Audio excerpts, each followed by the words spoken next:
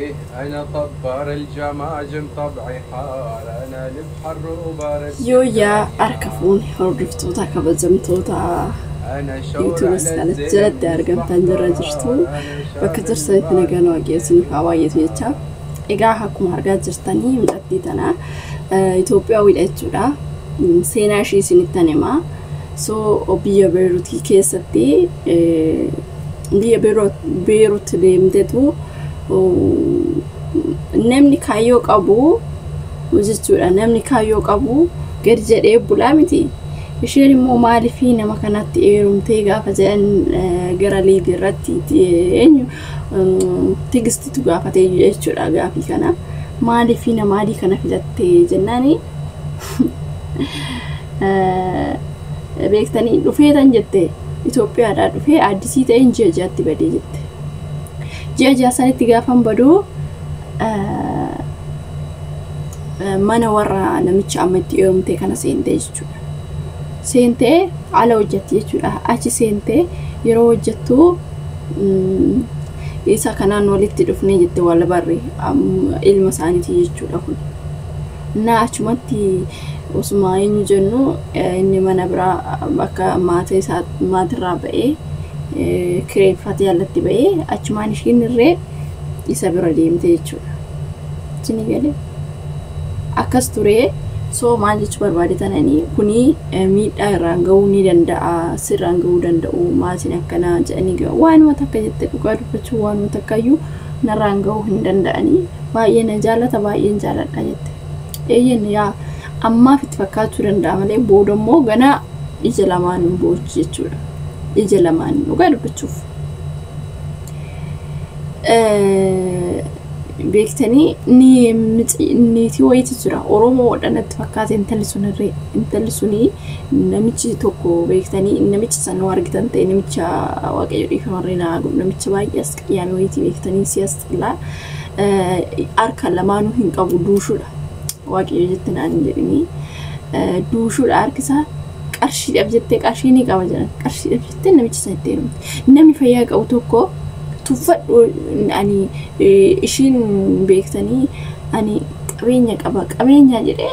nama madaallee immoo nama ilaalle tokko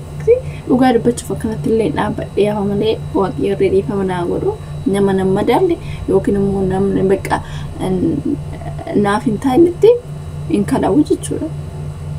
Sigalee qarshiidhaaf jedhee qabeenyaaf jedhee nama naan hin taanetti hin kadhawu. Maaliif hojjedhee ta'ee dhufa waan ta'eef qabeenya yoo ta'e ila ani ijoolleen keenya wanti isin beekuu qabdan jechuudha. Waan isin beekuu qabdan inni tokkoffaan qabeenya ofii keetii hojjettee itti dhufta. Ni argamti jechuudha qabeenya. Gin bakka siniin taane bakka lapheen kee hin feene bakka nama siif hin taane koonguma kana gargaartee hin ilaalin qarshiidhaaf jecha nama sanin jaallata gaafa ta'e beektanii sirrii miti. Qarshiidhaaf jecha namni tokko abbaa qabeenya gaafa ta'e namni sun umuriidhaan naa oliin nan ilaallatu yookiin immoo narraa hin bareedu gaafa ta'e nama san dirqama qabeenya san laalitu itti isa eerumuun qabu yookiin immoo isa qarshiidhaaf yookiin qabeenya saniif jedhee gara isaa eenyuun hin barbaadu. Anis mittanii dhugaa dubbachuuf namni qabeenya qabu jechuudha. Kan qabeenya qabu kan qabeenya hin qabne wajjiniin dhugaa dubbachuuf dhiira leestiroo xaragee bulu wajjiniin gaafa xaarrattee isbatu si darba. Nama qabeenya qaburraa kan qabeenya hin qabne san wajjiniin gaafa guddatte jireenya gaarii jiraatta yookiin immoo tidaarii eebbifamaa qabaatta jechuudha. Dhugaa dubbachuuf ani waan ofii kiyyaaf illee argee san osoo hin taane akkamitti yoon ilaalu sammuu keessatti yoon gaafii of gaafattan kan qabeenya qabu sun beektanii gaafa ati dhabduu taatee gara abbaa qabeenyaa san deemte gaafa xiqqoo ishii siif eenyu jedhee itti si waqqasu. Sikilee ginne namni tokko miti yaa ta'u malee immoo isheen tuni qabeenya isaati fanii jette beektanii qabeenya qabaa kanaafanii jette sirriitti qarshii qabaa qabeenya waan qabuufan isa jaalladhee jette akkuma argaa jirtanis qabeenyi umaa isiif hin godhu innis natti jijjiirame ilmootana galchee maatii bira godhee deebi'ee hojjetadhaa jette immoo leesh diqaalaa namaa asii biyya Arabaati ganaa fuutee galtee maatii bira gootee ganaa ishiin deebitee asii hojjette kanuma roos tafee naade dhugaa dubbisuuf baay'ee takka na aarsite intalattiin kun jechuudha yaa ta'uti Itoophiyaa keessa ammoo feete jibbi no namummaa keessii wayyaa namummaa kee dhugaa dubbachuu waan namni keessuun waan barbaade iyyuu gaafis godhu siifna garummoo kuni uummanni kun asii naani jechuudha seegalee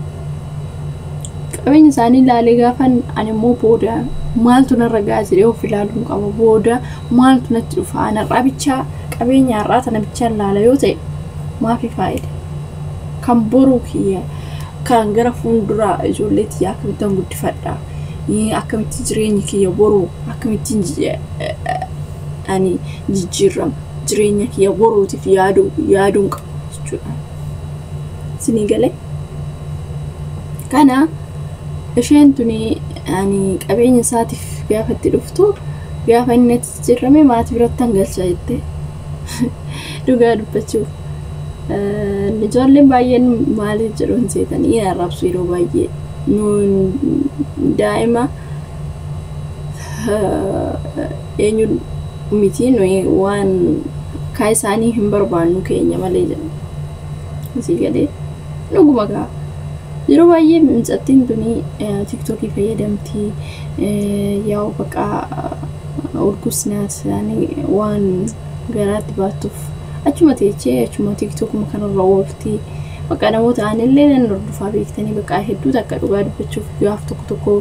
akka buutaatii gaaf tokko immoo baqa dastanyaa gaaf tokko immoo baqa hin jira mitiilee gin inni kun umuriidhaan dhimma daaru jechuudha namichi kun namichi nama jabaadha dhugaa dubbachuuf asirratti anuma suuraa isaa argitan kana malee dhugaa dubbachuuf nama guddaadha ishee abbaa akaakayyuudhaan kan ta'uufidha jechuudha. Innaa kana maal jechuu barbaadetanii biyya kee keessatti rakkataa waliin si darbuu wayya malee qabeenya qaba jedhee ani dhugaa dubbachuu hin beeku garuu namni tokko akkamitti akka yaadu hin beeku gin ani nama akkanaati miti nama kaboruu yaaduunis nama barbaachisa hanuma har'aa tana arshii tana nyaadhee taffataa jedhee jira gaafa jedhee kan boru sanuu boruuf duuba kiyyatti maaltu dhufa kan jiru tokko ijoolleen tiyyeechi dhaqxi jedhanii yaadan ijoolleen keenya yeroo baay'ee namoonni keenya jechuudha.